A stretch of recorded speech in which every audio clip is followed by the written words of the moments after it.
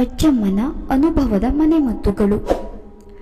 ನಮಸ್ಕಾರ ವೀಕ್ಷಕರೇ, ಇವತ್ತಿನ ವಿಡಿಯೋದಲ್ಲಿ ನಮ್ಮ ಅಜ್ಜಮ್ಮನ ಅನುಭವದ ಮನೆಮದ್ದುಗಳು ಪುರುಷರು ಮತ್ತು ಸ್ತ್ರೀಯರ ಜನನಾಂಗಗಳಲ್ಲಿ ಮತ್ತು ಅವುಗಳ ಸುತ್ತಮುತ್ತಲೂ ಉಂಟಾಗುವ ಋಣಗಾಯಗಳಿಗೆ ಕೇಸರಿ ಹೂಗಳನ್ನು ಜೇನುತುಪ್ಪದೊಂದಿಗೆ ಅರಿದು ಹಚ್ಚಿಕೊಂಡರೆ ಅವು ಬೇಗನೆ ಗುಣವಾಗುತ್ತದೆ.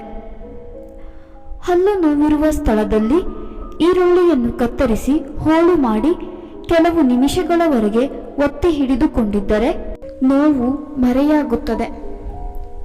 ಬಿಳಿ ಎಳ್ಳಿನೊಂದಿಗೆ ಎಮ್ಮೆ ಹಾಲನ್ನು ಅರೆದು ಹಣೆಗೆ ಪಟ್ಟು ಹಾಕಿಕೊಂಡರೆ ಒಂಟಿ ತಲೆನೋವು ಮಾಯವಾಗುತ್ತದೆ. ನೇರಳೆ ಹಣ್ಣು, ಹಾಗಲಕಾಯಿ ಮತ್ತು ಬೇವಿನ ಎಲೆಗಳನ್ನು ಆಗಾಗ ನೇರವಾಗಿ ಆಹಾರದ ಮೂಲಕ ಸೇವಿಸುತ್ತಿದ್ದರೆ ಮಧುಮೇಹ ರೋಗ ಬರುವುದಿಲ್ಲ.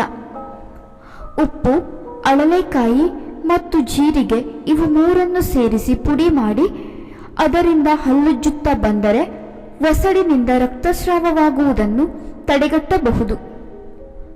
1 ಲೋಟದಷ್ಟು ಬಿಸಿ ನೀರಿನಲ್ಲಿ ತುಳಸಿ ಬೀಜಗಳನ್ನು ನೆನೆಸಿಟ್ಟು ನಂತರ ಆ ನೀರನ್ನು ಕುಡಿಯುತ್ತಾ ಬಂದರೆ ಅಜೀರ್ಣದಿಂದ ಉಂಟಾಗುವ ಹೊಟ್ಟೆ ಉರಿ ನಿಲ್ಲುತ್ತದೆ.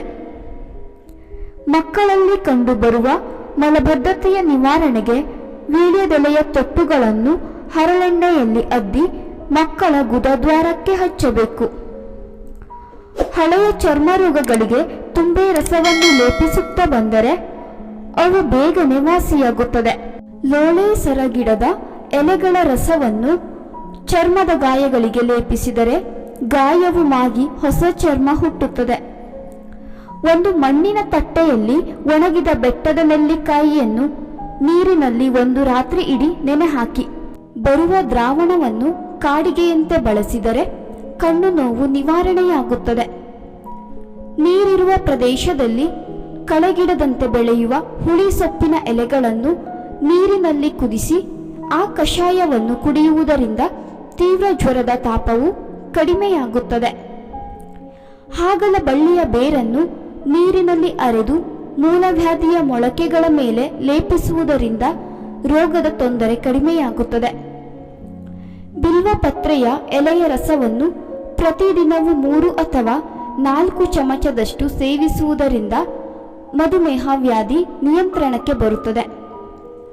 ರಾತ್ರಿ ಸಂಭೋಗ ಮಾಡಿ ಬೆಳಿಗ್ಗೆ ಏಳುವಾಗ ಮಾಂಸಖಂಡದ ನೋವಿದ್ದರೆ ಕೊಬ್ಬರಿ ಎಣ್ಣೆಯೊಂದಿಗೆ ಕರ್ಪೂರವನ್ನು ಬೆರೆಸಿ ಬಿಸಿ ಮಾಡಿ ಮಾಂಸಖಂಡದ ನೋವಿರುವ ಭಾಗಗಳಿಗೆ ಹಚ್ಚಿಕೊಂಡರೆ ನೋವು ದೂರವಾಗುತ್ತದೆ.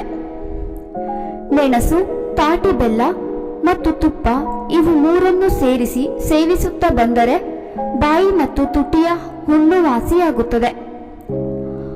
ಒಣಶುಂಠಿಯ ರಸದೊಂದಿಗೆ ಹಾಲನ್ನು ಬೆರೆಸಿ ಸೇವಿಸುತ್ತಾ ಬಂದರೆ ಅಜೀರ್ಣದ ತೊಂದರೆಗಳು ನೀಗಿಸುತ್ತದೆ. ಬಾಯಿ ಹುಣ್ಣು ವಾಸಿಯಾಗುತ್ತದೆ. ನಂದಿ ಬಟ್ಟಲು ಹೂಗಳನ್ನು ಹಿಸುಕಿ ಅದರ ರಸವನ್ನು ಕಣ್ಣುಗಳಿಗೆ ದಿನಕ್ಕೆ 3-4 ವೇಳೆ 2 ಹನಿಗಳು ಹಾಕಿಕೊಳ್ಳುತ್ತಾ ಬಂದರೆ ಕಣ್ಣಿನ ನೋವು ದೂರವಾಗುತ್ತದೆ. ಹಲಸಿನ ತೊಳೆಯನ್ನು ರಾತ್ರಿ ಜೇನುತುಪ್ಪದಲ್ಲಿ ಹಾಕಿಟ್ಟು ಬೆಳಿಗ್ಗೆ ಖಾಲಿ ಹೊಟ್ಟೆಯಲ್ಲಿ ಸೇವಿಸುತ್ತಾ ಬಂದರೆ ಕೆಮ್ಮು, ಅಸ್ತಮಾ ಮುಂತಾದ ಶ್ವಾಸ ಸಂಬಂಧಿ ರೋಗಗಳು ವಾಸಿಯಾಗುತ್ತದೆ. ಹಸಿ ಶುಂಠಿಯ ರಸಕ್ಕೆ ಹಾಲನ್ನು ಸೇರಿಸಿ ಸೇವಿಸಿದರೆ ಜಠರ ಸಂಬಂಧಿ ತೊಂದರೆಗಳು ನೀಗುತ್ತದೆ.